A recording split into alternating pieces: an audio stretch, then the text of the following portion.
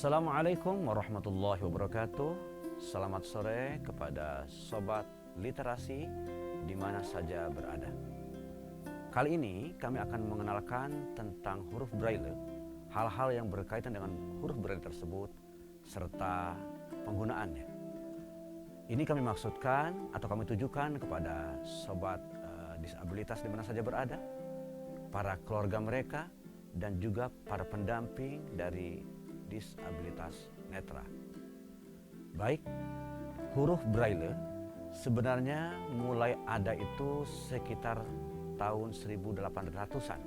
Kalau boleh dikatakan awal atau pertengahan 1800-an huruf Braille itu mulai ada.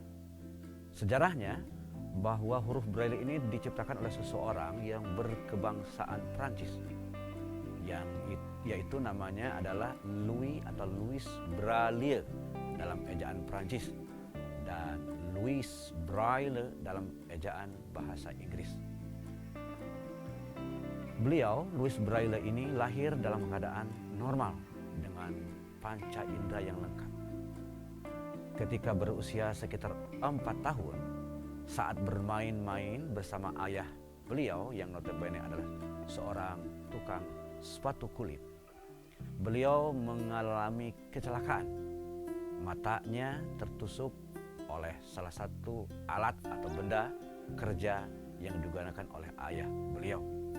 Sejak saat itu, hiduplah Louis Braille sebagai seorang yang tidak melihat alias tunanetra. Dari saat ke saat, dari hari ke hari, Louis Braille ini sekolah di sekolah umum dengan menggunakan huruf biasa yang ditimbulkan, yang kita kenal dengan istilah relief atau huruf dalam cetakan relief. Namun huruf dalam cetakan relief ini sulit atau terlalu sulit untuk digunakan sebagai alat komunikasi, untuk digunakan sebagai alat untuk berliterasi. Selain memang skala membacanya terlalu sulit, juga tidak mungkin bagi para disabilitas netra atau tunanetra untuk dapat menuliskannya. Lama-kelamaan, Louis Braille ini berpikir bagaimana untuk menghasilkan, untuk mendapatkan, menggunakan huruf yang benar-benar familiar, yang benar-benar aksesibel bagi para tunanetra pada saat itu. Nah, cerita punya cerita adalah seorang tentara yang juga berkebangsaan Prancis mengenalkan satu huruf yang berupa huruf timbul dengan 12 titik kepada para siswa di mana Louis Braille bersekolah. Bagi para tentara pada saat itu, huruf timbul tersebut digunakan sebagai simbol atau sandi untuk mereka berkomunikasi secara rahasia, bahkan bisa digunakan di malam hari. Lalu dengan kreativitas dan kejeniusannya, Louis Braille mengubah atau menyederhanakan konsep huruf timbul tersebut yang semula berjumlah 12 titik menjadi hanya 6 titik. Nah, sejak itu mulailah orang menggunakan huruf hasil rekayasa Louis Braille itu sebagai huruf yang lazim digunakan oleh para tunanetra untuk menulis, membaca, berkomunikasi.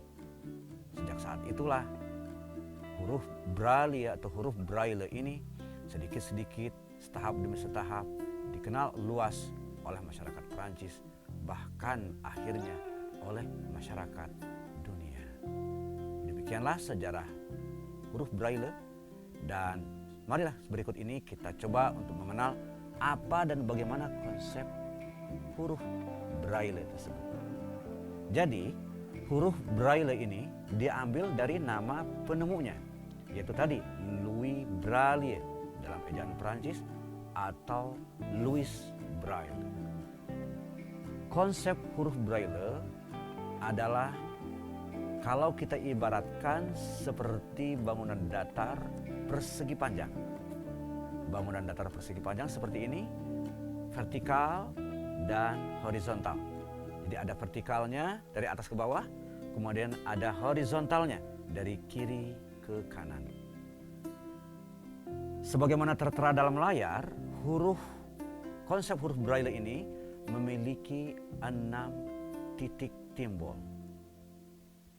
Pada sudut kiri atas, atau mungkin boleh dilihat pada sudut kiri atas layar Anda, itu disebut titik 1 atau titik ke-1. Di tengah pada posisi kiri tengah disebut titik 2 atau titik ke-2. Dan di kiri bawah disebut titik 3 dan atau titik ke-3. Demikian pula di sebelah kanannya, kanan atas disebut titik 4 atau titik ke-4.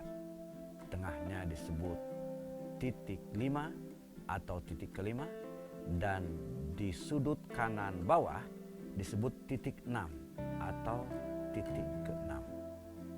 Baik, perlu diingat oleh sobat literasi sekalian bahwa titik 1 tidak boleh diimajinasikan atau tidak boleh diorientasikan sebagai satu titik. Demikian pula titik kedua, titik ketiga, dan seterusnya. Satu titik akan berbeda makna dengan titik 1. Satu titik bisa saja terletak di mana saja, baik di kanan atas, kanan bawah, kiri atas, kiri bawah, kanan tengah, kiri tengah. Ketika jumlahnya hanya satu titik, maka disebut satu titik. Sementara titik 1 yang dimaksud di sini adalah titik timbul yang hanya boleh terletak pada sudut kiri atas. Sekali lagi, yang dimaksud dengan titik 1 adalah titik timbul dalam huruf Braille yang hanya boleh terletak pada sudut kiri atas. Demikian titik 2 hanya boleh terletak pada kiri tengah, dan titik 3 hanya boleh terletak pada sudut kiri bawah. Sementara yang kanan pun demikian, titik 4, titik 5, dan titik 6 terletak pada posisinya masing-masing. Seperti itulah kira-kira konsep dasar atau bentuk bangun huruf Braille. Terima kasih, semoga bermanfaat.